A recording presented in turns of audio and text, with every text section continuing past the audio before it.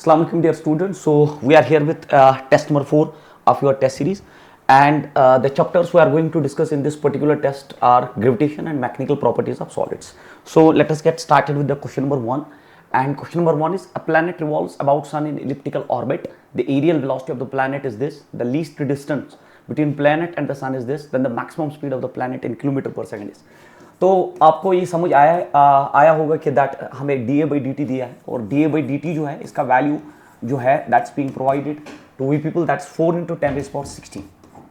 अब हमसे क्या पूछा गया है कि जब आप मिनिमम डिस्टेंस पे हो तो लीस्ट डिस्टेंस दिया है तो मैक्सिमम स्पीड, कॉमन सेंस है, क्योंकि as per law of conservation of angular momentum when distance is minimum then speed is maximum, ठीक है, because angular momentum is constant.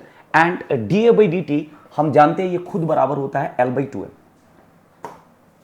D A by D T जो होता है that's L/2m, that is Kepler second law of planetary motion and it is 4 × 10⁻16। तो अब कहानी ये है कि L जो होता है एंगुलर मोमेंटम और एंगुलर मोमेंटम होता है mvr। तो अगर m में लेता हूं, फिर मैं लेता हूं v max क्योंकि मुझे चाहिए v max and then it is r min, क्योंकि जब मिनिमम डिस्टेंस होगा तो तब जाके जो स्पीड होगा वो मैक्सिमम होगा। द लीस्ट डिस्टेंस है ना between the planet and then the maximum speed. तो जब डिस्टेंस मिनिमम होगी स्पीड मैक्सिमम होगी, and then it's 2m is equal, ये है 4 × 10⁻16।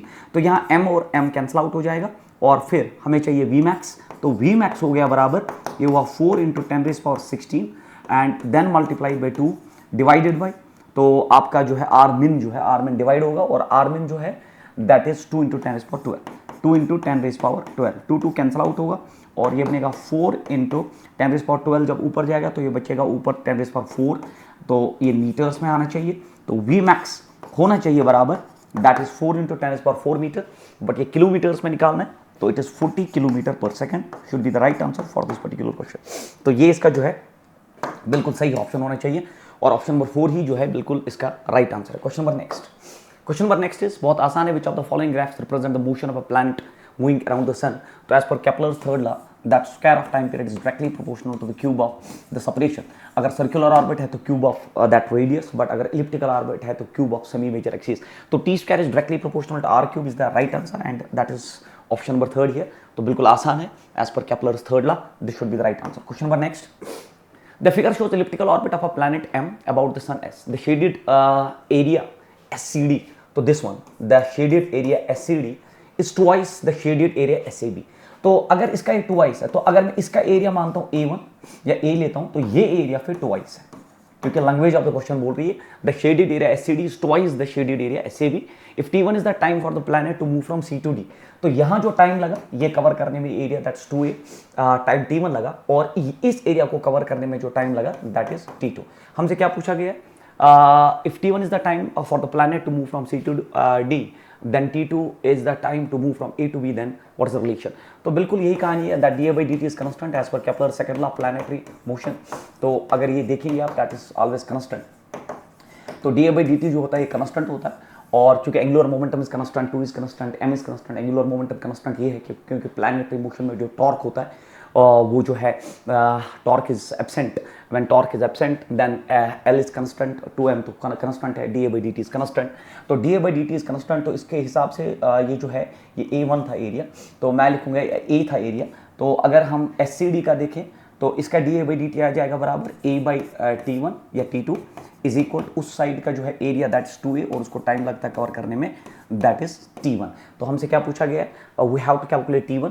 तो यहाँ पे 2 और 2 कैंसल आउट हो गए, T1 is equal 2 × T2 should be the right answer of this question which is nothing but option number 2। Question number next, where will it be profitable to purchase 1 kilogram of sugar. बिल्कुल एक basic question है, तो आपको पता होना चाहिए that poles पे acceleration due to gravity maximum होता है। तो पोल्स पे acceleration due to gravity is maximum and is greater than at equator. तो अगर पोल्स पे एक्सेलरेशन ज़्यादा है तो वहाँ वेट ज़्यादा होगा, ठीक है, तो वेट जो है वो कम होगा इक्वेटर पे। अगर पोल्स पे वेट ज़्यादा और इक्वेटर पे कम है तो प्रॉफिटेबल वहाँ हो, खरीदने वाले को वहाँ जो है नफ़ा मिलेगा जहाँ पे वेट कम मिलेगा। तो इक्वेटर पे वेट कम होगा ऑब्जेक्ट का, इसलिए वहाँ पे अगर आप 1 किलोग्राम ऑफ शुगर बाई करते हैं, कोई भी चीज़ बाई करते हैं, तो उसका जब वजन कम आएगा तो ऑटोमेटिकली उसकी रेट जो है वो कम हो जाएगी। So it will be profitable. Question number next is, तो ये इक्विलिब्रियम बेस्ड क्वेश्चन है। The distance of the centres of moon and earth is D. तो let us consider that this is earth and this is moon. और इनमें जो distance of separation है that is provided D. The mass of the earth is 81 times the mass of moon. तो अगर mass of moon में m लेता हूं तो ये 81 टाइम्स m है, that is being provided. At what distance from the centre of earth the gravitational force will be 0। तो किस डिस्टेंस पे ग्रेविटेशनल फोर्स 0 हो जाए, तो आपको पता होना चाहिए किस डिस्टेंस पे ग्रेविटेशनल फोर्स 0 होना चाहिए। दिस डिस्टेंस इज ऑलवेज, जिस मास से दूरी होती है ना, जहां पे आपका नेट फोर्स नेट फील्ड 0 हो जाता है, तो उस मास से दूरी होती है root of the same mass, that's root of 81m divided by root of 81m plus होता है root of m multiplied by distance. So this is the way to solve this question. तो root of 81m divide by root of 81m plus root of m multiplied by the net distance. तो throughout root m जो है cancel out होगा, तो 981 का root होता है 9d divided by ये हुआ 9 प्लस 1, तो आंसर होना चाहिए 9/10d should be the right answer of this particular question. तो इसका जो है बिल्कुल 9/d should be the right answer. उसके बाद two particles of equal masses go around a circle of radius r under the action of mutual gravitational attraction। तो हमारे पास एक सर्कुलर पाथ पे दो ऑब्जेक्ट्स इन सर्कुलर मोशन है because of their gravitational force of attraction, so they should be diametrically opposite points. तो ये एक मास है, ये एक मास है, और इस सर्कुलर पाथ का रेडियस प्रोवाइडेड है r। तो कहानी ये है, two particles of mass m go around the circle of radius r under the action of their mutual gravitational attraction. That is why मैंने डायमेट्रिकली अपोजिट पॉइंट्स पे बनाया इनको। The speed of each particle with respect to centre of mass is, तो इसका speed जो है हमें calculate करना है। तो आपको पता होना चाहिए किसी भी ऑब्जेक्ट को अगर सर्कुलर पाथ पे घूमना है, it needs a centripetal force and that should be provided by some agency, and here the agency is gravitational force. तो यहाँ रिक्वायरमेंट है सेंट्रिपिटल फोर्स की और वो प्रोवाइड कर रहा है ग्रेविटेशनल फोर्स। तो मैं लिखूंगा centripetal force should be provided by the gravitational force. Centripetal force होता है m, इसका मास v² divided by r is equal gravitational force होता है बराबर g m1 m2 that's m² divided by 2r का होल स्क्वायर, क्योंकि नेट डिस्टेंस जो है वो 2r है। तो यहाँ एक m कैंसिल आउट होगा, तो ये बनेगा r और r कैंसिल आउट होगा, तो v² हो गया बराबर gm डिवाइडेड बाय 4r। तो अब यहाँ पे अगर आप देखेंगे taking root here it is root of gm by 4r is the right answer of this question. तो which is nothing but option number first जो है इस क्वेश्चन का बिल्कुल सही आंसर है। तो ये है कि सेंट्रिपिटल फोर्स यहाँ पे आपको प्रोवाइड कर दिया, ग्रेविटेशनल फोर्स ने बैलेंस करके हमें जो है आंसर मिल गया। Question number next is an object is taken to height above the surface of earth at a distance of 5/4r from the surface center of earth। तो अगर आप सेंटर ऑफ अर्थ से डिस्टेंस ले रहे हो, अगर आप सेंटर ऑफ अर्थ से डिस्टेंस ले रहे हो, तो therefore height from surface of earth कितना होगा, height from surface of earth. तो height from surface of earth जो होगा वो होगा बराबर दैट इज सेंटर से है 5/4r माइनस r, क्योंकि सरफेस से जो है अंदर का रेडियस जो अर्थ का वो माइनस होगा, क्योंकि अगर आप डिस्टेंस ले रहे हैं from centre of earth, height आप सेंटर ऑफ अर्थ से ले रहे हैं, तो अगर आप सरफेस ऑफ अर्थ से हाइट लेंगे तो वो हो जाएगा automatically this whole minus the radius which is here r। तो यहाँ पे अगर हम सरफेस से देखेंगे, क्योंकि वी रिक्वायर दैट सरफेस से कितना है, तो ये बनेगा r/4। So height from the surface of earth जो है r/4 है, सेंटर से दिया गया है। Wire radius of the earth is 6400 kilometre. The percentage decrease in the weight of the object. तो इस हाइट पे लेके, सेंटर से इस हाइट पे लेके या सरफेस से इस हाइट पे लेके आप बोलो एक्सेलरेशन ड्यू टू ग्रेविटी का परसेंटेज डिक्रीज क्या होगा। तो very simple, you should know that height पे जो एक्सेलरेशन ड्यू टू ग्रेविटी होता है that is g divide by 1 plus h/r का होल स्क्वायर। अब जो आपने हाइट दे दी है that is provided here 1 plus height surface है, क्योंकि ये फॉर्मूला में जो h है it is height from the surface of earth not from the centre of earth. तो ये जाएगा r/4 और मल्टीप्लाइड बाई दैट r का होल स्क्वायर। r यहाँ कैंसिल आउट हो जाएगा, तो g डैश हो जाएगा बराबर g divided by it is 4 1 4 plus 5 it is 5/4 का होल स्क्वायर। तो ये हो जाएगा 25 और 16 दैट इज 16/25g। तो ये है हाइट पे एक्सेलरेशन, बट हमें परसेंटेज चेंज निकालना है। तो परसेंटेज चेंज आपको पता होना चाहिए that is always g final minus g initial that is surface divided by g initial multiplied by 100। so this is how to calculate percentage change जब percentage change बहुत ज़्यादा हो, अदरवाइज हम एरर मेथड से करते हैं। तो फाइनल जो है that is 16/25 acceleration. Initially surface पे g है, सरफेस पे g है मल्टीप्लाइड बाई 100। तो g through out cancel out होगा, तो ये बनेगा 16/25 माइनस 1 मल्टीप्लाइड बाई 100 परसेंटेज में आने के लिए। तो अब ये हो जाएगा 25 में से 16, तो दैट्स 9। सो परसेंटेज चेंज हो गया -9 डिवाइडेड बाई 25 और मल्टीप्लाइड बाई 100। तो in order to calculate the percentage, so 25 चूँकि 100 होता है एंड इट इज -36%। मतलब उस हाइट पे जाने पे acceleration due to gravity 36% decrease होगा। और हम सब जानते हैं कि सरफेस ऑफ अर्थ से ऊपर जाने पे acceleration due to gravity decrease होती है। और कितना डिक्रीज होती है, तो आंसर शुड बी 36% का डिक्रीज। वही लिखा है द परसेंटेज डिक्रीज। तो डिक्रीज इन्होंने पहले ही ले लिया है क्वेश्चन में कि डिक्रीज हो रहा है, तो माइनस लेने की जरूरत नहीं थी, बट मैग्नीट्यूड जो उसका है that is 36%। Question number next is Assume that acceleration due to gravity on the surface of moon is 0.2 times the acceleration due to gravity on the surface of earth. मतलब acceleration due to gravity on moon जो है वो 0.2 times acceleration due to gravity on earth है. It is given. If r is the maximum range of the projectile on the earth's surface, what is the maximum range on the moon? तो range आपको पता होना चाहिए projectiles में u square sin 2 theta by g है. तो रिश्ता क्या है r और g का? That is of inverse relation, क्योंकि ये सब बाकी constant है. अगर रिश्ता inverse है तो हम लिखेंगे r moon divided by r earth is equal, यहाँ आएगा g earth divided by g moon. So this is how to develop the equation. अब re अगर maximum range on the surface of earth तो moon पे कितना है? तो moon पे होगा बराबर g earth divided by g moon multiplied by r earth. तो g earth जो है आपका, g earth जो है g earth, gm दिया है तो मैं g earth ही लिखूं. gm दिया है 0.2 times that of g earth multiplied by re. g earth cancel out होगा तो ये बनेगा re डिवाइडेड बाई 0.2 बनता है. 2 और 10 ऊपर जाएगा तो ये हो गया 2 5 10 and answer should be 5 times re is the range on the surface of moon. So which is nothing but your option number 4. बिल्कुल आसान question. The height of the point vertically above the Earth's surface at which acceleration due to gravity becomes 1% of its value on the surface of Earth. तो आपको पता होना चाहिए at some height is acceleration due to gravity होता है g divided by 1 plus h by r का whole square. अब हमसे ये बोला जा रहा है कि किस हाइट पे हम जाएंगे कि acceleration due to gravity 1% रह जाएगा. तो अगर 1% रह जाएगा तो मतलब होता है 1/100 ऑफ g. 1% किसका? Acceleration due to gravity on the surface of earth का 1% बचेगा is equal to g divided by 1 plus h by r का होल स्क्वायर. तो g और g कैंसिल आउट हुआ तो ये हुआ 1 प्लस h बाई r का होल स्क्वायर हो गया बराबर 100. Taking root on both sides तो 1 प्लस h बाई r जो है वो हो जाएगा 10, तो h बाई r हो जाएगा 9 और h हो जाएगा 9r is the right answer of this question. तो ये है ऑप्शन नंबर सेकंड जो इसका बिल्कुल सही आंसर है. सो 9r is the right answer for this particular question. Question number next is which of the following is correct for youngest modules of elasticity where r is the radius of cross section, l is the length of wire. तो आपको पता होना चाहिए youngest modules of elasticity होता है FL by A del L. तो ये equation जो है आपने डेवलप की होती है सॉलिड्स में. तो y is equal to FL by A del L. F हो गया that force by that's force by area that is stress and change in length by original length ऊपर गया that is strain. तो अब हमें यहाँ y और r का रिश्ता देखना है. तो यहाँ पे अगर आप देखोगे FL तो एज इट इज है बट एरिया होता है बराबर पाई r स्क्वायर. अगर क्रॉस सेक्शन एरिया सर्क्यूलर है तो y is inversely proportional to r square. तो यहाँ पे भी था which of the following is for elasticity where r is radius of cross section is length of the wire. So inverse relation जो है बिल्कुल एक basic formula based question. Option number 3 जो है इसका सही answer. Question number next is particle is suspended from a spring and it stretches the spring by 1 centimetre on the surface of earth. तो एक स्प्रिंग के साथ एक पार्टिकल अटैच किया और सरफेस ऑफ अर्थ पे ये स्प्रिंग को 1 सेंटीमीटर से स्ट्रेच करता है. By how much amount the same particle will stretch the spring at a place 800 kilometre above the surface of earth. तो जब आप ऊपर जाओगे 800 kilometre from the surface of earth तो यही पार्टिकल उस स्प्रिंग को कितने डिस्टेंस से स्ट्रेच करेगा. तो आपको पता होना चाहिए ऊपर जाने पे acceleration due to gravity decrease होता है तो अकॉर्डिंगली आपका स्ट्रेच का वैल्यू आ जाएगा. तो यहाँ पे सिंपल ये है कि अगर आप एक स्प्रिंग मास सिस्टम लेते हैं तो एक स्प्रिंग मास सिस्टम को आपने एक मास जोड़ दिया है, इसका स्प्रिंग कांस्टेंट k है. तो ये एक्चुअली यहाँ पे वेट है और यहाँ पे रेस्टोरिंग फोर्स kx है. सो द गवर्निंग इक्वेशन जो है इसकी की जो है that is kx is equal to mg. तो यहाँ पे आप कहानी ये है कि सेम पार्टिकल है तो मास सेम है और k भी सेम है, स्प्रिंग भी सेम है. तो x is directly proportional to acceleration due to gravity. अब सरफेस ऑफ अर्थ पे थे तो acceleration due to gravity g होता है और जब आप सरफेस ऑफ अर्थ से ऊपर जाते हैं तो acceleration due to gravity decrease होता है. So this is the key to solve this particular question.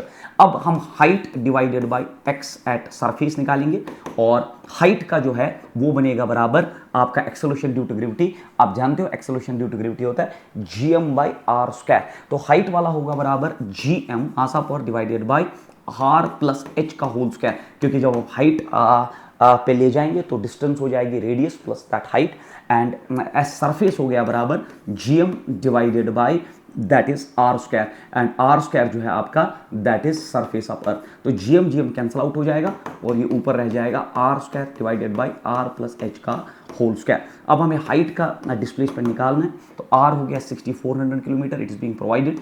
Radius of earth divided by ये हो गया इसका स्क्वायर डिवाइडेड बाई 6400 प्लस हो गया 800 और इसका जो है ऊपर स्क्वायर हो गया मल्टीप्लाइड बाई सरफेस पे जो है वो 1 सेंटीमीटर से स्ट्रेच कर दिया गया तो 1 सेंटीमीटर ये हो गया. तो हाइट पे हो गया बराबर ये हो गया 6400 ये हो गया 7200. तो 6400 डिवाइडेड बाई 7200 का whole square multiplied by 1 centimetre. 20 चले जाएंगे एक्स एच इज इक्वल, तो अगर आप देखोगे बनेगा 64/72 का whole square multiplied by 1 centimetre. Then you go for the necessary calculations here. 64/72 आराम से आप कैंसलेशन कर सकते हो, और जब आप आंसर देखोगे that will reduce to 0.79 centimetre. सीधी सी बात है, ऊपर जाने पे एक्सेलरेशन ड्यू टू ग्रेविटी कम हो जाएगा और अकॉर्डिंगली स्ट्रेचिंग भी कम हो जाएगी। इसलिए अगर सरफेस ऑफ अर्थ पे 1 सेंटीमीटर की स्ट्रेचिंग थी तो उस हाइट पे 800 किलोमीटर पे स्ट्रेचिंग उससे कम होगी। Answer should be 0.679। बाकी जितने भी ऑप्शन है वो ग्रेटर देन 1 है, तो ये हो भी नहीं सकते थे और हमने मैथमेटिकली भी प्रूव किया। Question number next is, if a person goes to height equal to the radius of earth, तो एक आदमी उस हाइट पे जाता है जो रेडियस ऑफ हाइट के बराबर है फ्रॉम द सरफेस, तो सेंटर से दूरी फिर 2r होगी, सरफेस ऑफ अर्थ से हाइट जो है वो r के बराबर है, then its weight related to the weight on earth will be. तो आप जानते हो वेट जो है that is depending on acceleration due to gravity. तो हाइट पे एक्सेलरेशन होता है g divide by 1 plus h by r का होल स्क्वायर, ये हमने पीछे भी यूज किया, तो ये बनेगा g divided by 1 plus h जो है वो r के बराबर है डिवाइडेड बाय r का होल स्क्वायर। एक r cancel out, g dash हो जाएगा बराबर g डिवाइडेड बाई 2 का होल स्क्वायर एंड ये बनेगा g/4। Acceleration due to gravity g/4 होगी, तो वेट ऑटोमेटिकली जो है वो w/4 हो जाएगा। So this is how to go for this particular question. बिल्कुल एक आसान बेसिक न्यूमेरिकल है। Question number next is radius of moon. तो फिर से मून एंड अर्थ का सिस्टम है, तो मैं यहाँ पे ये अर्थ बनाऊँ, ये मून बनाऊँ, और अब हम इसमें फिट करें data. That is radius of moon is 1/4 times that of earth. तो अगर अर्थ का रेडियस r है तो इसका r/4 है, it is given, and the mass is 1/81 times that of earth. तो अर्थ का मास अगर m है तो ये m/81 है, इट्स बीइंग प्रोवाइडेड। तो the point at which gravitational field due to earth becomes equal and opposite to that of moon is distance between the centre of earth and moon is 60r। तो ये दूरी जो है वो 60r है, और हमें बोलना है कि the point at which the gravitational field due to earth becomes equal and opposite. तो कहानी ये है कि आपको न्यूट्रल पॉइंट ढूंढना है, और न्यूट्रल पॉइंट पे जो है एक्सेलरेशन ड्यू टू ग्रेविटी अर्थ और मून का एक दूसरे को न्यूट्रलाइज करेगा। लेट अस कंसीडर दैट वो जो पॉइंट जिसको आप न्यूट्रल पॉइंट कहते हो उसकी दूरी यहाँ से x है। पीछे भी एक क्वेश्चन मैंने किया, जब भी इस न्यूट्रल पॉइंट की दूरी हमें निकालनी होती है, जब हम क्लासरूम प्रोग्राम्स में इसको डेवलप करते हैं, तो हम लास्ट में ये कंक्लूड करते हैं जिस मास से दूरी उसी का रूट ऊपर, तो root of m divided by root of the same mass plus root of the another mass that is m/81 multiplied by the net separation that is 60r। तो रूट m थ्रोट कैंसिल आउट होगा, तो ये बनेगा ऊपर 60r divided by ये बनेगा 1 + 1/9। तो 1 + 1/9 क्योंकि रूट ऑफ m जो है वो कैंसिल आउट हुआ, तो ये हुआ बराबर 60r डिवाइडेड बाई ये हुआ 10/9। तो अगर आप 0 0 काट दोगे 9 6 54r should be the distance from the centre of earth. तो सेंटर ऑफ अर्थ से डिस्टेंस जो है वो 54r होनी चाहिए, तो 54r। तो नेक्स्ट जो होगा वो 100 माइनस दैट इज 54 होगा, बट यहाँ कोई ऑप्शन नहीं है अगर आप मून से डिस्टेंस निकालोगे। सो 54r is the right answer of this question, क्योंकि आप 100 में से आप 54 माइनस करिए तो ये हो गया 6 और ये हो गया 9 में से 5 4 46 होना चाहिए मून से, बट मून का कोई ऑप्शन ही नहीं है। तो सेंटर ऑफ अर्थ से जो दूरी होगी दैट विल बी 5 और 54r from the centre of earth. उसके बाद in some region the gravitational field is 0, the gravitational potential in this region is, you should know that gravitational field is equal to minus dV/dr. So this is the relation which connects gravitational field with the gravitational potential. अब अगर gravitational field 0 है, तो अगर gravitational field 0 है तो minus dV/dr जो है वो 0 है, या हम कह सकते हैं dV जो है क्रॉस मल्टीप्लाई करके 0 है। इंटीग्रेट बोथ साइड्स, तो v integration of 0 is constant, so मतलब उस स्पेस में जो पोटेंशियल है वो कंस्टेंट है, so must be constant is the right answer of this question. तो अगर फील्ड 0 है तो पोटेंशियल कंस्टेंट है, ऐसा इलेक्ट्रोस्टैटिक्स में भी हम करते हैं और ऐसा हम ग्रेविटेशन में भी करते हैं। So if electric field in some region is 0 then that potential electric potential is constant, and if gravitational field is 0 electric potential is again constant. Question number next is, assuming the radius of earth as r, the change in gravitational potential energy of a body of mass m when it is taken from the surface of earth to a height 3r above the surface of earth. तो change in potential energy होता है बराबर mgh divided by 1 plus h by r. So this is a very important equation, तो आपको याद होनी चाहिए जब आप एग्जाम की तैयारी कर रहे हो। तो this is the change in potential energy whenever an object is taken from surface upward to some height, we call this as increase in potential energy और चेंज इन पोटेंशियल एनर्जी। ऊपर जाने पे जो चेंज इन पोटेंशियल एनर्जी होगा जब आप object को surface upward से किसी हाइट पे लेंगे। सो h is height from the surface upward. तो अब आप खुद देखिए, assuming the radius of earth to be r, the change in gravitational potential energy of a body of mass m when it is taken from the surface of earth. तो surface of earth to a height, surface of earth to a height that is equal to 3r। तो ये हो गया mg height आपको surface upper से 3r दिया है, 1 plus ये हुआ 3r divided by r। r यहाँ कैंसिल आउट होगा और ये बनेगा 3/4 mgr is the right answer for this particular question. 3/4 mgr जो है इसका बिल्कुल एक सही ऑप्शन है और यही इसका आंसर भी होना चाहिए। Question number next, that is this one, the gravitational potential energy associated with two particles separated by distance r। तो अगर आप देखोगे दो particles of mass m1 and m2 separated by some distance r, the gravitational potential energy होता है बराबर g m1 m2 divided by r। तो ये है कहानी। where r is infinity, then अगर r infinite हो जाए तो if r approaches to infinity then u must approach to zero, क्योंकि anything divided by infinity is zero। so very simple basic question है। तो if r approaches to infinity then gravitational potential energy जो है वो zero होना चाहिए, because gravitational potential zero होगा तो पोटेंशियल एनर्जी खुद ब खुद जीरो होगी। उसके बाद planet A has mass m, तो we have two planets here, तो मैं यहाँ बना के रखूँ, we have two planets here A and B. Planet A has mass m and radius r, तो ये हमेशा बनाना चाहिए, ठीक है, इससे चीज़ें आसान होती है। तो फिर कंपेयर करने में आपको बार बार क्वेश्चन को नहीं पढ़ना होता है, that is a way to solve questions. तो कहानी ये है, planet A has mass m and radius r, planet B has half the mass, तो प्लैनेट बी का मास भी आधा है and half the radius, और radius भी आधा है that of A। If the escape velocity from the planet A and B are VA and VB, तो अगर यहाँ escape velocity VA है, यहाँ escape velocity VB है, तो हमसे पूछा गया then VA by VB is equal to n/4, then the value of n is। तो पहले escape velocity का फॉर्मूला जो है आपको पता होना चाहिए, that is root of 2gm divided by r। तो यहाँ 2 कंस्टेंट है, g कंस्टेंट है, तो it is proportionality is only m by r। तो अब अगर मैं ये प्रोपोर्शनलिटी यूज करूं तो मैं लिखूं va by vb is equal, तो a के लिए मैं लिखूं it is ma by mb, so ma by mb के हिसाब say that is m by r, और डिवाइडेड बाय अगर मैं b का देख लूं तो ये बनेगा रूट ऑफ m/2 और ये बनेगा r/2।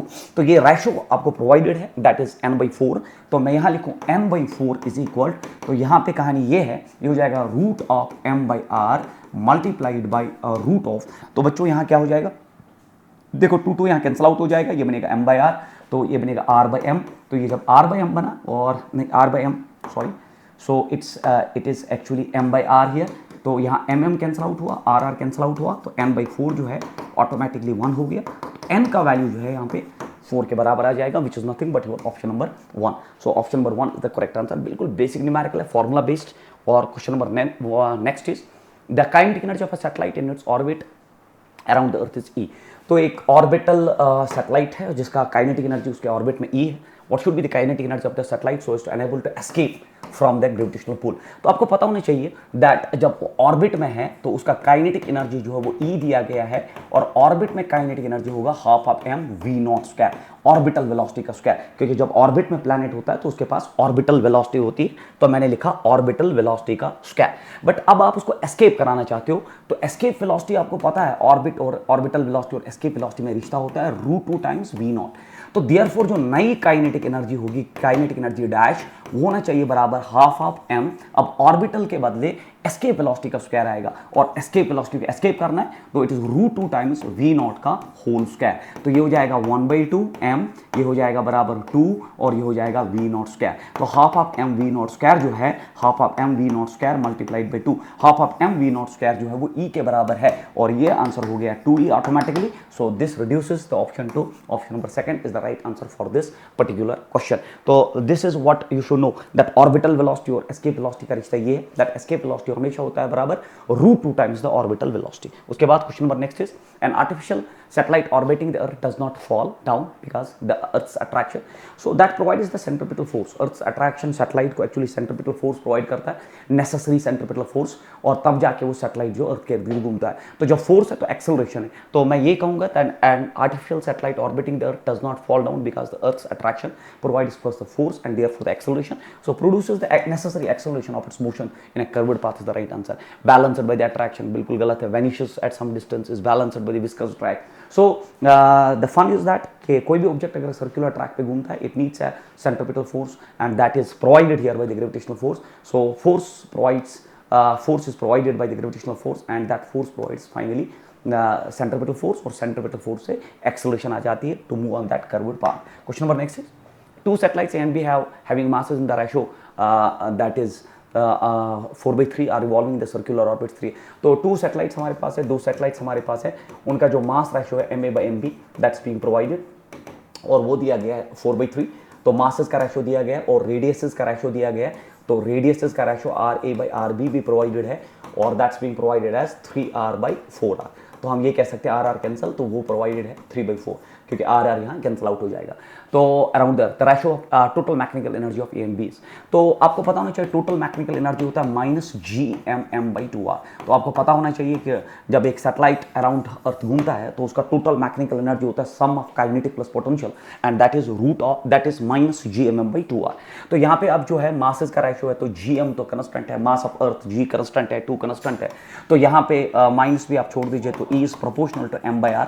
तो यहाँ जो प्रोपोर्शनलिटी है टोटल मैकेनिकल एनर्जी की, वो जो है M/R के बराबर है। तो अगर मैं लिखूँ यहाँ EA/EB, अगर मैं यहाँ लिखूँ EA/EB इज इक्वल, तो ये होना चाहिए MARA और ये होना चाहिए मल्टीप्लाइड बाय ये होना चाहिए MBRB। तो अब MA/MB देखिए, आप MA/MB जो है that is being provided equal 4/3, और RB/RA अगर आप देखेंगे, RB/RA अगर आप देखेंगे दैट इज 4/3। सो ये हो जाएगा बराबर, तो यहाँ पे इसका उल्टा आपने लिया, दैट इज वाई ऐसे चला गया, तो ये हो गया 16/9 is the right answer for this particular question. तो बिल्कुल फॉर्मूला में वैल्यूज ड्रॉप करिए, RA/RB भी प्रोवाइडेड है और MA/MB भी प्रोवाइडेड है, तो अकॉर्डिंगली इस न्यूमेरिकल में आपका 16/9 जो है आंसर आ जाएगा। तो बिल्कुल आसान है। Match the column gravitational force आपको पता है, इट इज GMM/R²। तो ए जो है 2 के साथ मैच होता है, that is G surface of earth, surface of earth पे जो एक्सेलरेशन ड्यू टू ग्रेविटी है वो GM/R² होता है। तो बिल्कुल आसान क्वेश्चन। एस्केप वेलोसिटी आप जानते हो रूट ऑफ 2GR होता है, दैट इज C, क्योंकि root of 2GM/R is also equal root of 2GR। And acceleration due to gravity height for small heights के लिए जो है आप जानते हो, स्मॉल हाइट्स के लिए G' is equal G into 1 - 2h/R। For larger Heights the formula G is equal G divide by 1 + h/R का होल स्क्वायर। स्मॉलर हाइट्स के लिए फॉर्मूला बिल्कुल वैलिड होती है। तो इस हिसाब से जो A का जो है 2 होना चाहिए, A का 2 होना चाहिए, तो ये ऑप्शन हो नहीं सकता, A का 2 होना चाहिए। अब B का जो है 4 होना चाहिए, B का 4 होना चाहिए, एक ही ऑप्शन चमक रहा है, and that's the right answer of this question. उसके बाद क्वेश्चन नंबर नेक्स्ट आपका है, the time period T of the moon of planet Mars. Mass is related to the orbital radius. तो आपको पता होना चाहिए दैट केपलर्स थर्ड लॉ कहता है T² is directly proportional to R3, और यहाँ जो केपलर्स कंस्टेंट होता है that is 4π² divided by GM, where M is the mass of that planet जिसके इर्द गिर्द घूमा जा रहा है, so it's mass of that planet, तो मार्स के इर्द गिर्द घूम रहा है, so we call this particular constant as Kepler's constant। तो ये Kepler's constant जो है बड़ा इंपॉर्टेंट है, आपको ज़बानी याद होना चाहिए, ऐसा नहीं है हम इसको ड्राइव कर सकते हैं, बट Kepler's constant आप याद ही रखिए 4π² by GM। बट ये मास याद रखिए, ये प्लैनेट का मास होता है जिसके इर्द गिर्द चीज़ें घूमती है। तो सैटेलाइट अगर प्लैनेट के इर्द गिर्द घूम रहा है तो ये प्लैनेट का मास है, सैटेलाइट का नहीं। और अगर प्लैनेट सन के इर्द गिर्द घूमता है तो ये मास ऑफ सन है, मास ऑफ अर्थ नहीं है। तो जो चीज़ घूमती है उसका मास नहीं होता है, जिसके इर्द गिर्द चीज़ घूमती है। तो अगर सैटेलाइट अर्थ के इर्द गिर्द घूमता है तो मास ऑफ अर्थ लिया जाएगा, और अगर अर्थ ही सन के इर्द गिर्द घूम रहा है तो मास ऑफ सन लिया जाएगा। That's very important. तो उस हिसाब से इसका जो ऑप्शन है वो अकॉर्डिंगली आप देख लीजिए, T² इज इक्वल 4π² GMM/R3। तो ऑप्शन नंबर फर्स्ट ही जो है बिल्कुल इसका सही आंसर है। उसके बाद select the incorrect statement from the following. तो इनमें से आपको बोलना है कि गलत कौन सा स्टेटमेंट है। The orbital velocity of a satellite increases with the radius of the orbit. तो आपको पता होना चाहिए ऑर्बिटल स्पीड होता है root of GM/R, where R is the distance from the center of Earth, M is mass of Earth and R is the distance from center of Earth. So it's an inverse relation. तो R बढ़ेगा तो ये घटेगा। तो यहाँ बोला जा रहा है the orbital speed of a satellite increases with the radius of the Earth। तो ये गलत स्टेटमेंट है, ये गलत स्टेटमेंट है। तो उसके बाद escape velocity of a particle from the surface of Earth depends on the speed with which it is fired। यार escape velocity का वैल्यू होता है 11.2 किलोमीटर पर सेकेंड। तो escape velocity की स्पीड पे फायर, तो escape velocity का अपना ही वैल्यू है, तो किस स्पीड से फायर किया जाए और escape velocity उस पर डिपेंड करता है। Is a totally wrong statement. The time period of a satellite does not depend on the radius of the orbit. तो टाइम पीरियड तो T² is directly proportional radius of the cube of radius of orbit. तो ये भी जो है आपका जो है ये भी जो है आपका गलत स्टेटमेंट है। उसके बाद orbital velocity is inversely proportional to square root of the radius of orbit. तो बिल्कुल orbital velocity is inversely proportional to square root of the radius of the orbit. तो option number 1, 2 and 3 are wrong, and वही यहाँ पे highlighted है। So option number 4 is the right answer for this particular question. उसके बाद जो है आपका which of the following is are not a relevant statement Kepler's laws of planetary motion. तो कौन सा स्टेटमेंट जो है Kepler's laws of planetary motion के साथ मैच नहीं करता। तो Kepler second law is based on law of conservation of angular momentum. बिल्कुल सही है। है। केपलर सेकंड लॉ जो है वो law of conservation of angular momentum, even हमने इस पे क्वेश्चन भी किया पीछे, dA/dt जो है वो L/2m के बराबर होता है। सो केपलर सेकंड लॉ जो है it's purely based on law of conservation of angular momentum, बिल्कुल सही है। Every planet revolves around sun in circular orbit, गलत। तो केपलर के हिसाब से planets revolve around sun in elliptical orbit, circular orbits नहीं, तो ये यहाँ इसको गलत कर देता है। उसके बाद planets situated larger distance from the sun take longer time to complete one rotation, बिल्कुल सही है, क्योंकि T square is directly proportional to R cube, जितना ज्यादा दूरी उतना ज्यादा टाइम पीरियड होगा, ये सही है। The square root of the time period of revolution of a planet is proportional to cube of semi major axis, तो बिल्कुल square of time period is directly proportional to cube of semi major not semi minor, तो ये भी बिल्कुल सही है। और इसमें फिर ऑप्शन जो है जो गलत है that is option number second is the statement which is wrong, और यहाँ पे सेकंड ऑप्शन ही इसका रॉन्ग आंसर है। Question number next is gravitational potential of earth at every point on it is negative, yes because it's a bound force, ठीक है।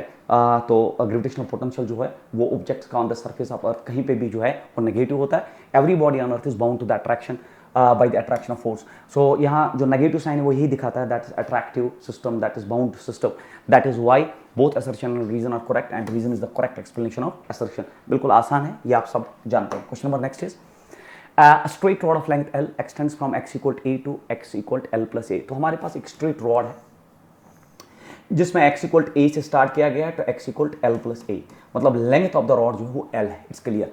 तो find the gravitational force और it exerts on a point mass m at x equal 0, तो x equal 0 पे एक point mass है, उस पर हमें ग्रेविटेशनल फोर्स निकालना है। लीनियर डेंसिटी रॉड का प्रोवाइडेड है, हमें इस पर फोर्स निकालना है। तो तरीका आप जानते हैं सब, तो तरीका ये होता है बच्चों ऐसे क्वेश्चंस को सॉल्व करने का, that we take an element of this rod, हम इसका एक छोटा सा एलिमेंट लेते हैं और बिलीव दैट कि इसका लेंथ जो है dx और उसका मास है dm और इसकी दूरी यहाँ से जो है दैट इज x, क्योंकि x ने सारा सिस्टम लिया तो हमने भी x में ही कैरी किया इसको। तो अब ये छोटा एलिमेंट इस पर छोटा सा फोर्स बनाएगा और फोर्स होगा dF is equal gm1 m2, gm1 हो गया m, m2 हो गया इसका मास। अब इसका मास है mass per unit length is provided multiplied by the length, तो मास पर यूनिट लेंथ जो है वो आपको प्रोवाइडेड है a plus B X square और मल्टीप्लाइड बाय दैट लेंथ। तो आपको पता होना चाहिए mass per unit length multiplied by that length will give the that is mass of that particular element जिसकी लेंथ आपने dx ली है। तो आपको मास ऑफ द रॉड नहीं प्रोवाइडेड है, you are being provided with mass per unit length, और जब मास पर यूनिट लेंथ हो मल्टीप्लाइड बाय वो इन्वॉल्वड लेंथ जिसका आपको मास चाहिए, तो mass per unit length a plus B X square है और मल्टीप्लाइड बाय द लेंथ जो मेरी इस वक्त इन्वॉल्वड है दैट इज dx, मैंने मल्टीप्लाई किया तो ये हुआ gm1 m2, m हो गया इसका मास, m2 हो गया ये मास इस एलिमेंट का डिवाइडेड बाय डिस्टेंस का स्क्वायर, इस वक्त जो दूरी है वो x स्क्वायर है। तो यहाँ पे अब जो है कहानी क्लियर है कि अगर हम इस एक्स स्क्वायर से इसको डिवाइड करें तो df का जो फोर्स बनेगा वो बनेगा gm और ये बनेगा अंदर a बाई एक्स स्क्वायर, क्योंकि यहाँ कुछ डिवाइड नहीं है, plus B X square cancel out dx। अगर मुझे टोटल फोर्स चाहिए आई विल इंटीग्रेट इट, और कहाँ से कहाँ तक, तो रॉड एक्सटेंड होती है a to l plus a, तो x का वैल्यू यहाँ पे स्टार्ट होता है a to l plus a तक, इसको हमें इंटीग्रेट करना पड़ेगा क्योंकि रॉड का लेंथ a से स्टार्ट होकर l plus a, the length of the rod is l, तो ये हम इंटीग्रेशन करेंगे। इंटीग्रेशन ऑफ df होगा टोटल फोर्स, और अब जो है इंटीग्रेशन से gm जो है it's a constant, it will come out. अब integration a by x square की होगी तो मैं यहाँ लिखूंगा a, अब एक्स स्क्वायर ऊपर जाएगा तो -2, तो ये हो गया -2 प्लस 1 हो गया -1, तो हो गया x rays power -1, it is x rays power -1 divided by -1, क्योंकि -2 प्लस 1, और इसकी लिमिट्स जो है they are from a to l plus a, तो ये हुआ a to l plus a, then plus b बाहर आएगा और इंटीग्रेशन ऑफ dx होगा x फ्रॉम कहाँ से कहाँ तक a to l plus a, very basic है ये, तो ये आपने क्लास 11th में भी ग्रेविटेशन में पढ़ा होता है या आपने ये जो है मैथमेटिकल टूल्स में इंटीग्रेशन पढ़ी होती है। तो बच्चों यहाँ पे क्या हो गया, ये हो गया gm और ये हो गया -a, ये हो गया -a, ये हो गया 1/x, ये हो गया 1/x, और लिमिट्स कहाँ से कहाँ तक a to l plus a, और प्लस ये हो गया b, यहाँ अपर लिमिट हो गया l प्लस a, तो पहले अपर लिमिट फिर माइनस टाइम्स लोअर लिमिट, वो आ जाएगा a, और ये क्लोज हो गया सारा। तो अब ये जो फोर्स हो गया बराबर दैट इज gm, तो बिल्कुल ये gm आ जाएगा। और अब जो है माइनस ए आप उधर ही रखिए, माइनस ए उधर ही रखिए, पहले इसको अपर लिमिट देते हैं, अपर लिमिट हो गया l plus a minus a, तो नहीं ये जो है 1/x, तो हो गया 1/l plus a, 1/l plus a, then minus 1/a, क्योंकि अपर लिमिट यहाँ पे जो है दैट्स l प्लस a, तो x के बदले l प्लस a, और लोअर लिमिट जो है वो a है, देन प्लस ये हो गया b, और यहाँ पे अगर आप देखोगे plus a minus a cancel out, ये हो जाएगा bl। तो अब यहाँ f इज इक्वल gm, ये माइनस अगर मैं अंदर लूँ तो ये बनेगा a, और फिर ये बनेगा अंदर दैट इज ये माइनस हो जाएगा प्लस होगा तो 1/a प्लस लिखेंगे माइनस 1/l प्लस या l plus a and then plus bl should be the right answer for this particular question.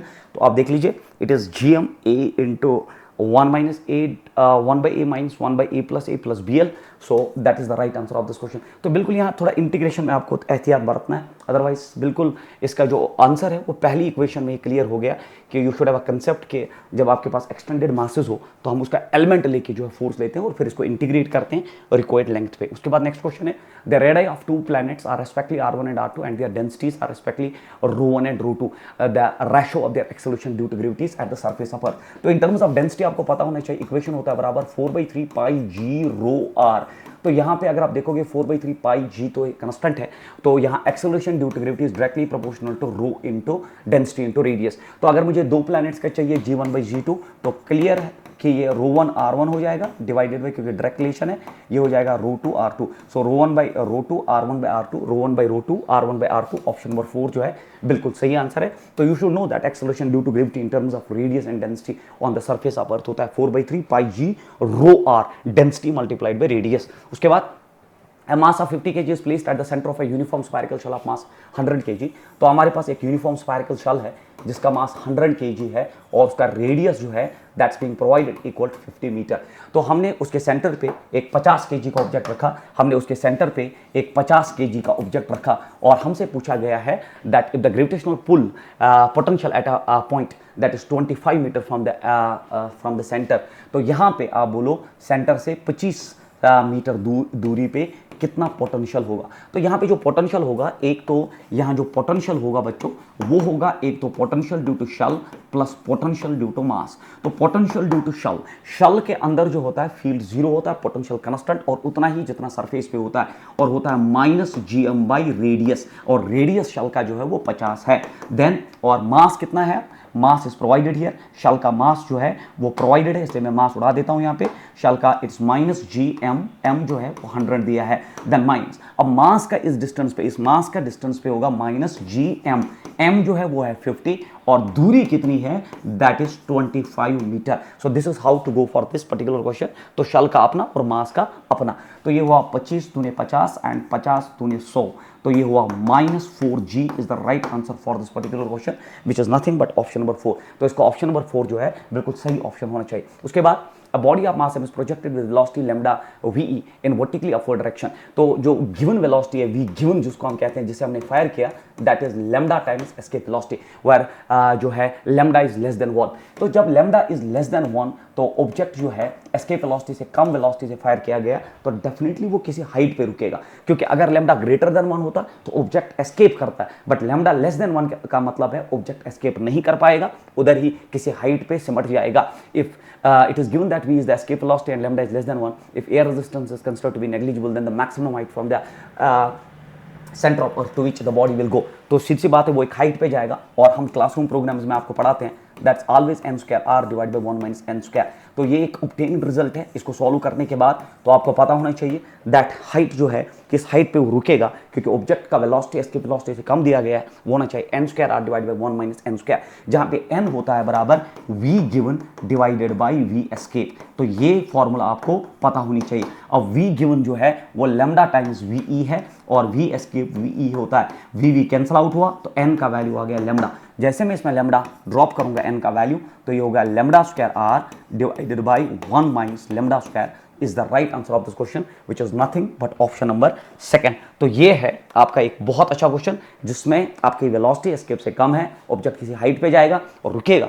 और उसकी फॉर्मूला जनरलाइज्ड है m square r divide by 1 minus n square. ये हम of conservation of energy से obtain करते हैं क्योंकि air resistance is neglected here और ग्रेविटेशनल फोर्स है कंजर्वेटिव फोर्स, एंड फिर उसके बाद n का वैल्यू होता है given velocity by escape velocity, वो वैल्यूज ड्रॉप करके आपका क्वेश्चन जो है वो सॉल्व हो जाता है। उसके बाद A satellite of mass m is orbiting around the earth in a circular orbit of radius r।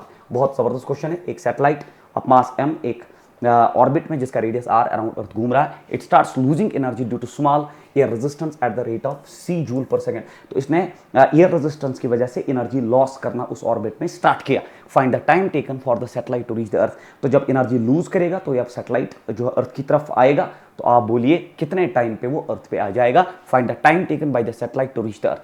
बहुत जबरदस्त क्वेश्चन है। तो ऑर्बिट में जब होगा तो उसके पास एनर्जी होगी बराबर -gm/2r। तो एक ऑर्बिट में, एक सर्कुलर ऑर्बिट में जब सैटेलाइट घूमता है उसका total mechanical energy kinetic plus potential करके होता है -gmm/2r, where r is the radius from the centre of earth. तो अब चूंकि आपको एयर रेजिस्टेंस की वजह से वहां लॉस ऑफ एनर्जी होता है और आपको दिया है वो C joule per second, that's energy by time, इसलिए मैं दोनों साइड डिफरेंशिएट करता हूं। तो मैं लिखता हूं dE/dt और ये मैं लिखता हूं it is gmm divided by it's twice of that r and then it is d/dt। और ये माइनस साइन जो है मैं यहां लेता हूं। ये सर आपने माइनस साइन यहां क्यों लिया? तो दोनों साइड टाइम के साथ डिफरेंशिएट किया। माइनस साइन इसलिए लिया क्योंकि it starts to losing energy at this rate. तो -dE/dt it's loss of energy with time, it is provided equal c and then it is rest is gmm/2 जो है constant है। तो अगर यहां डिफरेंशिएशन होगी तो होगी d/dt ऑफ 1/r, तो होता है r⁻⁻1। क्योंकि डिफरेंट वेरिएबल्स है तो आपको पता होना चाहिए ये बनेगा gmm/2। ये हो जाएगा डिफरेंशिएशन ऑफ x⁻n, तो n नीचे तो -1 नीचे तो माइनस आ गया, then it is r it is n-1। तो पहले n-1 एंड देन -1 हो गया -2 और फिर जो है ये बचा d/dt, तो multiplied by the internal differentiation of that r। ये आपको पता होना चाहिए। अगर ये भी r होता तो आप सीधे लिखते -1 r⁻², बट चूंकि ये r है ये t है तो again you are going for the internal differentiation of r जो आप जानते हो। तो उसके बाद ये हो जाएगा c is equal it's -gmm divided by twice of r² और ये हो जाएगा dr/dt। क्योंकि मुझे टाइम चाहिए तो मैं इसको मल्टीप्लाई यहाँ करूँगा, dt इधर c नीचे लाऊंगा, तो dt हो जाएगा बराबर -gmm डिवाइडेड बाय c नीचे आएगा तो ये बनेगा ट्वाइस ऑफ CR², और यहाँ ऊपर रह जाएगा dr। तो मुझे टाइम चाहिए, I will integrate it on both sides. अब आप मुझे बोलो जब आप ऑर्बिट में थे ऑफ रेडियस r तो आप जब ऑर्बिट में थे आपका रेडियस r में तो उस वक्त टाइम पीरियड 0 था। जब आप r पे थे तब टाइम पीरियड 0 था, और जब आप सरफेस ऑफ अर्थ पे आए तो कोई टाइम पीरियड t लगेगा और वो टाइम पीरियड हमें चाहिए। तो जब आप ऑर्बिट में थे लोअर लिमिट तो आपका जो टाइम पीरियड था वो 0 है। जब आप r पे आ गए, जब रेडियस ऑफ अर्थ पे आ गए तो आपका टाइम पीरियड t हुआ, इंटीग्रेशन ऑफ dt हो गया t -0 हो गया t, हमें यही टाइम चाहिए। और -gmm डिवाइडेड बाई 2c बाहर आएगा, इंटीग्रेशन हो जाएगी 1/r², या मैं इंटीग्रेशन लिखूँ सीधे, अब ये हो जाएगा बराबर r⁻2 dr। इससे हमारा एक स्टेप बच गया तो ये r to r हो जाएगा। अब यहाँ पे टाइम पीरियड हो गया बराबर it's -gmm divided by 2r या 2c, और ये हो जाएगा r⁻² हो गया +1, इट्स r⁻1/-1, तो r⁻1/-1 और ये हो जाएगा from r to r। Sir minus और माइनस यहाँ कैंसिल आउट होगा, टाइम पीरियड बचेगा that is gmm divided by 2c, और ये हो जाएगा 1/r from r to r। Upper limit drop करेंगे तो ये बनेगा gmm divided by 2c, upper limit हो गया 1/r minus times lower limit हो गया 1/r, which is nothing but option number 3 is the right answer of this question. तो बिल्कुल एक बहुत जबरदस्त क्वेश्चन है। आपको टोटल मैकेनिकल एनर्जी लेके मैंने उसको with respect to time differentiate किया कि loss of energy per unit time था c जूल पर सेकंड, तो उस हिसाब से इसको डेवलप करके, तो जब आप r दूरी पे थे तो आपका जो है टाइम 0 था, जब आप सरफेस पे आए तो टाइम t था। तो बाकी इंटीग्रेशन का मामला है वो आप सब जानते हो। Question number next is two concentric uniform shells of mass m1 and m2। तो हमारे पास दो शेल्स है, एक m1 है और दूसरा m2 है। Are as shown the figure, a particle of mass m is located just within the द शेल m2। तो ये particle of mass m shell 2 के जस्ट इनसाइड है on the inner surface, gravitational force on m due to m1 and m2। तो m1 और m2 पे इस पे जो फोर्स होगा, तो कहानी ये है बच्चों, चूंकि m2 के अंदर है so there will be no force because of m2, because inside जो फील्ड होता है वो 0 है, बट ये m1 के आउटसाइड है इसलिए फोर्स बनेगा बराबर g मास m1 और पार्टिकल का mass that's m divided by दूरी का स्क्वायर। तो there will be no force because of m2, no force because of m2, ये आपको याद होना चाहिए क्योंकि inside field is 0, no force due to m2 no force due to M2, M2 की वजह से कोई फोर्स नहीं, इसलिए M1 का फोर्स जो है that is G M1 M2 by R square is B square. तो आउटसाइड के लिए सारा मास बीच में जमा हो जाता है, दैट्स M1 सेंटर पे आ गया और डिस्टेंस हो गया B के बराबर। उसके बाद question number next is the gravitational field due to mass distribution, the gravitational field due to the mass distribution is, तो gravitational field दिया है k by x cube, so this is being provided। तो gravitational field is a distance function, it's x dependent here, taking k constant, taking the gravitational potential to be 0 at infinity, तो infinity पे potential 0 है, its value at distance x is, तो आपको पता होना चाहिए E होता है बराबर माइनस dv by dr, तो dv by dr के बदले dv by dx, क्योंकि its function of x, it's k by x cube. तो अब मैं मल्टीप्लाई करूं उधर, ये dv हो जाएगा बराबर minus k by x cube और dx इधर आ जाएगा, तो इंटीग्रेटिंग बोथ साइड्स। अब आपको बोला जा रहा है कि इन्फिनिटी पे पोटेंशियल जीरो है, इन्फिनिटी पे पोटेंशियल जीरो है, तो इन्फिनिटी पे पोटेंशियल जीरो है, जब आप x पे आके तो आपको पोटेंशियल निकालना है, that's the question, its value at a distance axis. Integration of dv होता है बच्चों v from 0 to v, it's minus x, और ये हो जाएगा integration of x raised power -3 dx from कहाँ से कहाँ तक, इन्फिनिटी से x तक। तो v माइनस जीरो हो गया v, ये रखिए माइनस आप ऐसे ही, ये k भी ऐसे रखिए, इंटीग्रेशन ऑफ x क्यूब हो गया बराबर x raised power minus that is n+1, it's -2 divided by 2, कहाँ से कहाँ तक, फ्रॉम इन्फिनिटी टू x। तो यहाँ माइनस जो है it's -2, minus minus cancel out हुआ, v होगा बराबर k बाई 2 और ये हो जाएगा 1 बाई एक्स स्क्वायर, क्योंकि x रेज पावर -2 नीचे आएगा x square from infinity to x। तो k जो है v इज इक्वल, ये बनेगा अपर लिमिट हो गया x square minus lower limit हो गया 0 स्क्वायर, तो ये बनेगा k by 2 x square is the right answer of this question, क्योंकि 1 बाई इन्फिनिटी होता है 0, सो k बाई 2 एक्स स्क्वायर जो है इसका बिल्कुल सही आंसर होना चाहिए। बिल्कुल प्योरली इंटीग्रेशन बेस्ड खेल है, बट सिर्फ आपको ये पता होना चाहिए that E is equal to minus dv by dx, that's how to solve this particular numerical. Question number next is a force of this is required to for breaking a material, तो इतना force आपको चाहिए, it is not only force, its force by area, तो इतना force by area आपको चाहिए एक material को ब्रेक करने के लिए। The density of the material is provided if the wire is to break under its own weight, तो एक वायर जो है अपने वेट से ही जो है ब्रेक हो रही है, अपने वेट से ही ब्रेक हो रही है, that's very important. The length of the wire made of that material should be, तो लेंथ हमें निकालना है। तो बच्चों आपको पता होना चाहिए यहाँ ब्रेकिंग स्ट्रेस होता है बराबर breaking force divided by that is area of cross section, so मैं यहाँ एरिया लिखूँ। अब ब्रेकिंग स्ट्रेस दिया गया आपको, ब्रेकिंग स्ट्रेस दिया गया है क्योंकि breaking stress is breaking force by area that is 6 × 10⁶, तो ये आपको प्रोवाइड किया गया है 6 × 10⁶। अब ब्रेकिंग फोर्स हो गया वेट के बराबर, क्योंकि उसने कहा है आपका फोर्स जो है वो वेट है, और वेट होता है mg, but m is not provided, ये होता है डेंसिटी इंटू वॉल्यूम, मास होता है डेंसिटी इंटू वॉल्यूम इंटू जी, तो बट ए आपको लेंथ निकालना है, तो आपको डेंसिटी आप इसका area of cross section A मान लो और इसकी लेंथ जो है L आप मान लो, तो वॉल्यूम हो गया A into L multiplied by G. तो बच्चों यहाँ पे आ जाएगा rho A L by G और डिवाइडेड बाई अपना एरिया, एरिया और एरिया कैंसिल आउट होगा, L आ जाएगा बराबर 6 × 10⁶ डिवाइडेड बाई एक तो डेंसिटी और g, तो g हो गया 10 और density is provided here that is 3 × 10⁻3, 3 × 10⁻3, ये हुआ 3 2 6, ये हुआ 10⁻4, ये हुआ 2 × 10⁻2 and that is nothing but 200 metre is the length of the wire.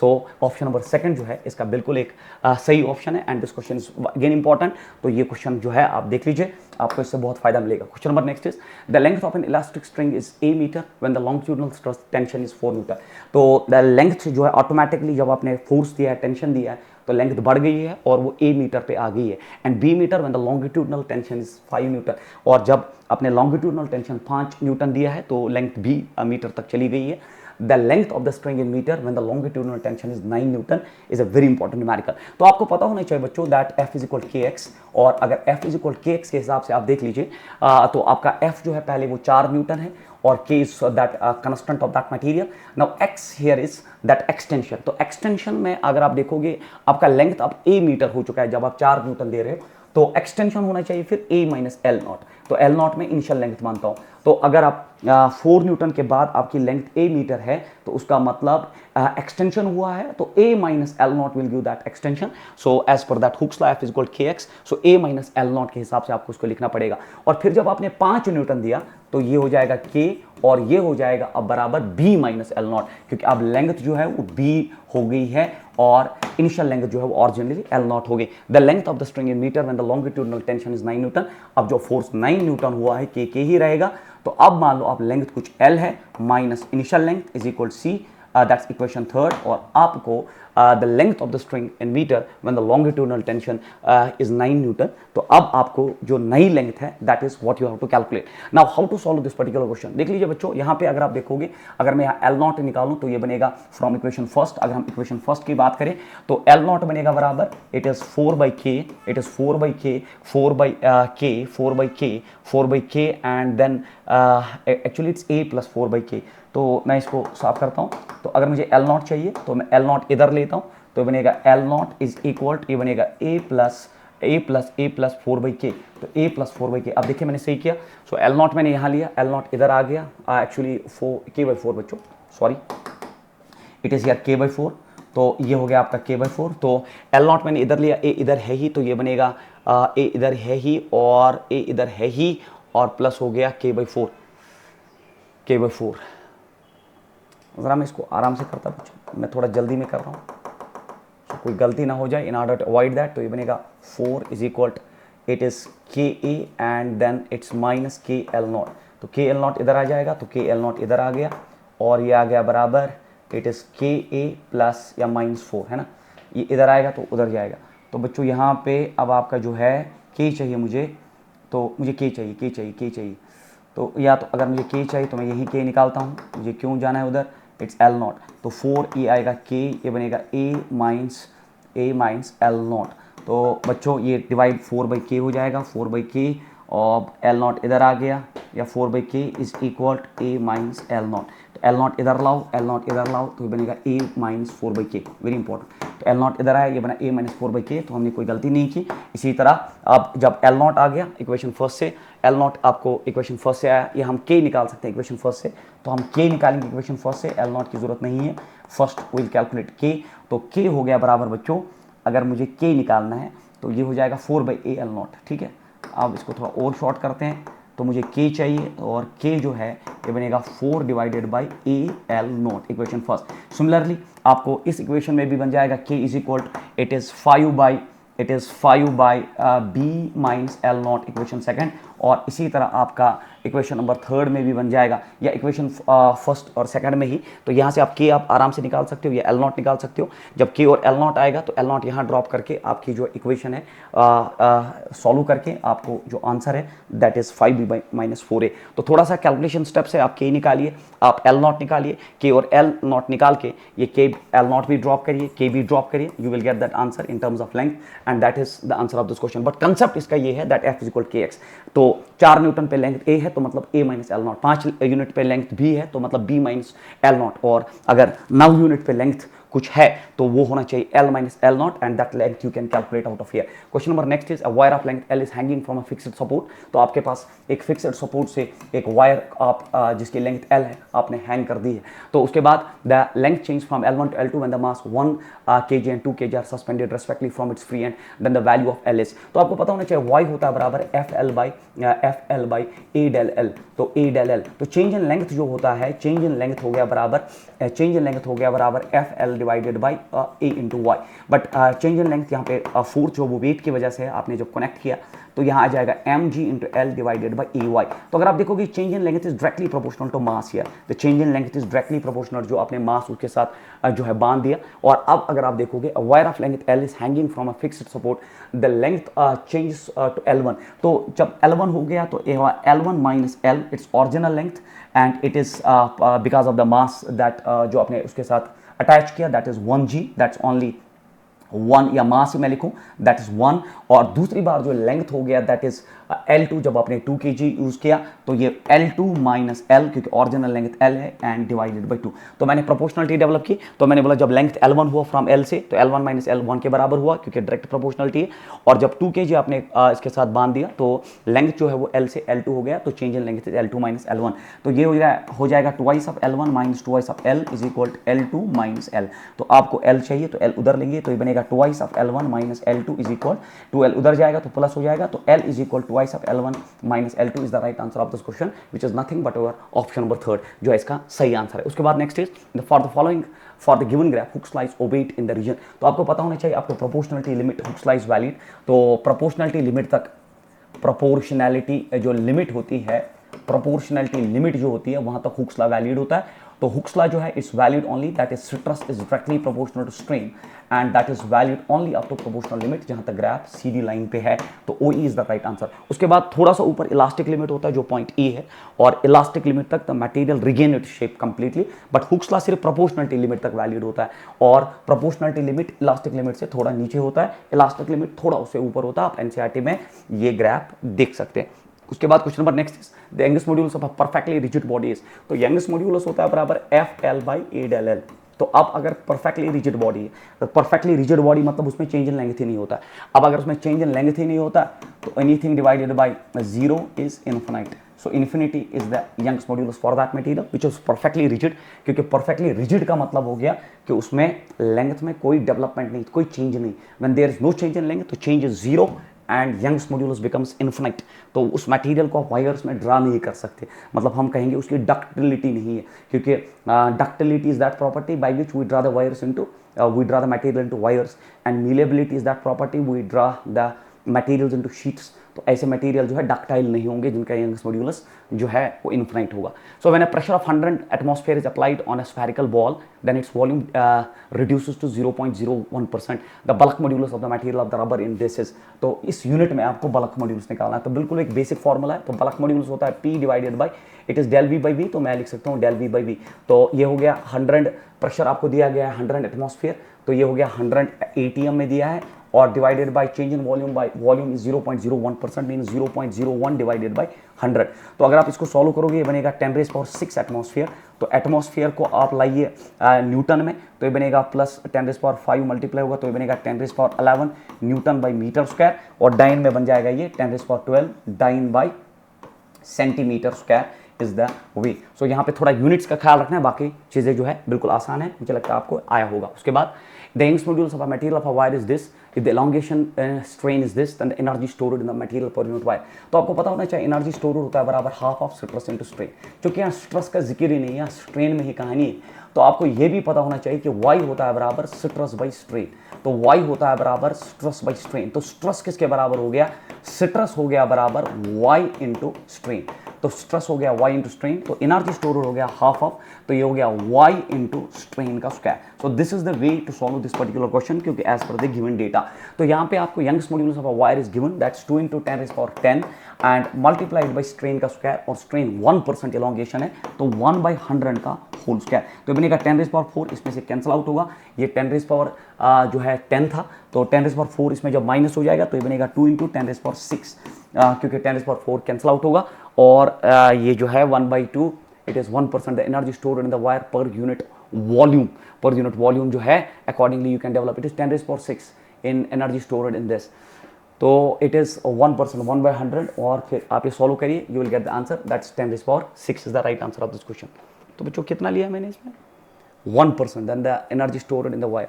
तो ये तो 2 × 10⁻6 है, तो ऑप्शन यहाँ बिल्कुल गलत हिट किया है। इट इज़ 2 × 10⁻6 जो हमारा बिल्कुल ऑप्शन नंबर 3 जो है इसका सही आंसर है, क्योंकि इट इज़ 1/2 नहीं सही है। सो यहाँ पे देख लीजिए हमने कैलकुलेशन एरर किया है, तो मैं ठीक करना चाहूँगा बच्चों। तो यहाँ पे भी इसको साफ करेंगे, तो यहाँ पे ये है 1/2 into Young's modulus into this, 2 cancel out हो जाएगा, और ये बचेगा सिर्फ 10⁻6 is the right answer which is option number first. Question number next आपका जो है a wire suspended vertically from one of its end is stretched by attaching a weight of that is 200 newton to the lower end. तो आपने इसमें weight force जो दिया है तो आपने इस पे कनेक्ट किया है, the weight stretches the wire by 1 mm, तो स्ट्रेन आ गया, then the elastic energy storage is. देखो यार एनर्जी स्टोरेज होता है किसी भी वायर में हाफ ऑफ kx, तो यहाँ k जो होता है हाफ ऑफ kx, और यहाँ पे आप इसको kx को, बट हम जानते हैं कि f होता है बराबर kx in case of wires and strings, f is equal kx। तो एनर्जी स्टोर हो गया हाफ ऑफ, तो एक kx हो गया बराबर f, और ये हो गया मल्टीप्लाइड बाय x। तो एनर्जी स्टोर हो गया 1/2, आपने फोर्स अटैच किया उसके साथ 200 न्यूटन, और उसमें जो x डिस्प्लेसमेंट आया that's 1 mm, that is 10⁻³ metre. तो ये हो गया 100, और 100 में से ये कैंसिल आउट होगा तो बनेगा 10⁻⁻1 which is nothing, that is 0.1 joule is the right answer for this particular question। तो ऑप्शन नंबर 4 जो है इसका बिल्कुल सही आंसर होना चाहिए। बिल्कुल वेरी इंपॉर्टेंट न्यूमेरिकल था ये, इसका फॉर्मूला आपको पता होना चाहिए। The maximum load a wire can withstand without breaking when its length is reduced to half its original length. तो आपको पता होना चाहिए कि breaking stress is always breaking force by area, and it's only depending on area. तो breaking stress is only depending on area, only depends on area. तो ये सिर्फ डिपेंड करता है एरिया पे and independent of length, and independent of length, independent of length. जब length पे dependency नहीं तो आपने आधा किया तो आपका ब्रेकिंग स्ट्रेस जो है वो बिल्कुल सेम रहना चाहिए. That is the right answer of this question. A metal rod of Young's modulus this undergoes an elastic strain of this, the energy stored per unit volume. अभी इसका एक पार्ट हमने किया, it's half of it is y into that is strain का square. तो बिल्कुल same question है और यहाँ सिर्फ आपके वैल्यूज डिफर हुए. Young's modulus जो है that's provided 2 into 10 raised power 10, 2 into 10 raised power 10 and multiplied by strain का स्क्वायर है 0.06, 0.06 डिवाइडेड बाई 100 का होल स्क्वायर. अभी आपका असाइनमेंट चला जाएगा तो 3600 is the right answer of this question. ऐसा क्वेश्चन मैं पीछे किया था. The bulk modulus of spherical object is this B if it is subjected to uniform pressure P, the fractional decrease in radius is. तो आपको पता होना चाहिए that bulk modulus होता है बराबर pressure divided by del V by V, और del V by V अगर आप लिखोगे तो ये बनेगा pressure divided by bulk modulus. तो चूंकि रेडियस में the fractional decrease in radius, तो हम लिख सकते हैं चूंकि वॉल्यूम जो होता है वो directly proportional to radius cube होता है. तो फॉर स्मॉल चेंज तो आप लिख सकते हैं उसको 3 times del R by R, क्योंकि पावर नीचे आएगा, is equal to P by B. तो this is the way to solve this question. Volume खुद रेडियस के प्रोपोर्शनलिटी पे डिपेंड करता है और आपको रेडियस में ही निकालना है. तो del R by R जो है इज इक्वल ये बनेगा P by 3B is the right answer of this question. और बिल्कुल एक ऐसा ऑप्शन है P by 3B is the right answer of this question. तो del V by V पूछता तो हम B by B लिखते हैं, बट यहाँ रेडियस में चेंज है तो इसलिए हमने जो है एरर मेथड यूज करके जो है इसको सॉल्व किया and this is the right answer. उसके बाद a body of mass 10 kg is attached to a wire of 3 centimeter. So its breaking stress is this, the area of cross section of the wire is this, what is the maximum angular velocity with which it can be rotated in a horizontal circle. तो कहानी ये है कि एक body of 10 kg is attached to a radius of this, it is breaking stress. तो breaking stress होता है breaking force by area. तो breaking force by area जो है आपको प्रोवाइडेड है that is 4.8 into 10 raised power 7. तो यहाँ फोर्स कितना हो गया 4.8 into 10 raised power 7 multiplied by area, और एरिया जो है the area of cross section जो है वो 10 रेज पावर -6 है. फोर्स होता है चूंकि सर्कुलर पाथ पे इसको घुमाया जा रहा है mv² by r के बराबर, और ये बनेगा 4.8 into 10 raise power 10 it's only. तो मैं इसको थोड़ा ये करूं तो आपको एंगुलर वेलोसिटी चाहिए तो ये बनेगा m, v होता है ओमेगा r, तो ओमेगा स्क्वायर r स्क्वायर, तो ये बनेगा ओमेगा r, एक r कैंसिल आउट, तो it's omega square r square, तो omega square r it is 48. तो यहाँ पे एंगुलर वेलोसिटी का स्क्वायर, या स्क्वायर नहीं मैं सीधे लिखूं it is 48 divided by mr और उसका रूट एंगुलर वेलोसिटी आ जाएगा. तो ये हो गया 48 डिवाइडेड बाय, अगर आप मास देखेंगे तो मास जो है वो 10 kg है, और अगर आप रेडियस देखेंगे तो रेडियस यहाँ पे जो है वो आपका 3 सेंटीमीटर है. 3 सेंटीमीटर 3 into 10 raised power -2. तो यहाँ पे इसको सॉल्व करिए तो ये जो है you can solve it and it will reduce to 4 radian per second is the right answer of this question. तो दिस इज हाउ टू जो है आप इसको ब्रेक कर सकते हो. सो मास जो है वो आपका 10 kg और रेडियस जो है 3 सेंटीमीटर, और सेंटीमीटर को आप मीटर में ला सकते हैं. Then you can solve this particular question. उसके बाद लास्ट क्वेश्चन जो आपका है, if the ratio of lengths radii and Young's modulus of steel and brass. तो स्टील एंड ब्रास जो है तो रेशियो ऑफ लेंथ, तो स्टील बाय ब्रास का रेशियो जो है आपका रेशियो ऑफ लेंथ जो है वो ए दिया गया है. उसके बाद दैट इज उसके बाद रेडियस, तो उसके बाद radius of steel by it is radius of steel divided by radius of brass जो है that's B, और Young's modulus of steel divided by Young's modulus of brass जो है that is provided equal C. तो if the ratio of lengths radii and Young's modulus of steel brass wires are in the as shown the figure are A, B and C respectively, the ratio between the increase in lengths of brass and steel. तो हमें निकालना है ratio of increase in length. तो पहले आप देखिए Young's modulus होता है y equal to FL divided by A del L. तो आपको increase in length del L निकालना है, तो ये बना FL डिवाइडेड बाई YA. तो प्रोपोर्शनलिटी ये होगी, हमें इंक्रीज इन लेंथ निकालना है, और इंक्रीज इन लेंथ हमें ब्रास बाई स्टील निकालना है, तो ये ब्रास डिवाइडेड बाई ये स्टील आ जाएगा. तो अब आप देख लीजिए तो जो है फोर्स जो है पहले, अब ब्रास पे अगर आप फोर्स देखोगे तो ब्रास पे यहाँ फोर्स जो है 4 + 2, क्योंकि ब्रास की वायर ये है तो उस पर फोर्स जो है 2 kg और 4 kg, तो ये होता है 6. और अब जो है आपका दैट इज 6, और अब force on that is so change in length निकालना है ना हमें. तो एग्जैक्टली यहाँ पे भी जो है हम